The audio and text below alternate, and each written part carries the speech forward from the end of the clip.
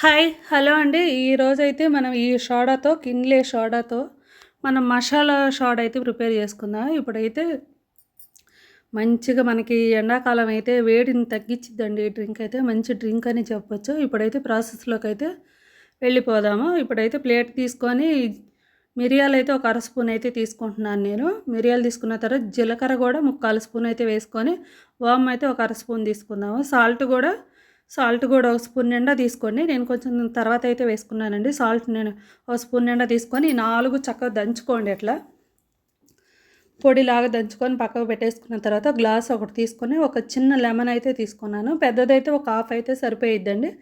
చిన్నది కాబట్టి 2 మొత్తం పిండేసుకోవాలి. మొత్తం పిండేసిన తర్వాత ఇట్లా మంచిగా వేడిని అయితే బాగా తగ్గించేది ఫ్రెండ్స్. మంచిగా బాగుండేది టేస్ట్ కూడా. ఇప్పుడైతే మనం ఇందాక దంచిన పొడి ఉంది కదా, ఆ పొడి అయితే 1.5 స్పూను, చిన్న స్పూనే కదా వీడియోలో చూపించే అంత స్పూన్ తీసుకొని, ఇప్పుడైతే మనం ఐస్ క్యూబ్స్ ఉంటాయి కదా మన ఫ్రిడ్జ్లో ఆల్రెడీ అసలు ఇప్పుడు ఉంటాయి కాబట్టి అవి అయితే ఒక 4 వేసుకొని, ఇప్పుడు సోడా అయితే వేసుకుందాము. సోడా వేసిన తర్వాత చూడండి బబుల్స్ లాగా అయితే వచ్చాయి. మళ్ళీ ఇంకొకసారి అట్లా స్పూన్తోని మళ్ళీ సోడా గ్లాస్ నిండా వేసుకోండి. నేను చేసిన పొడి అయితే 3-4 టైమ్స్కి అయితే వచ్చిద్దండి. మీరైతే తప్పకుండా ట్రై చేయండి ఫ్రెండ్స్. మంచి హెల్దీ అయిన డ్రింక్ అనే చెప్పొచ్చు. నేనైతే వీడియో ఎంతటితో ఎండ్ చేస్తున్నానండి.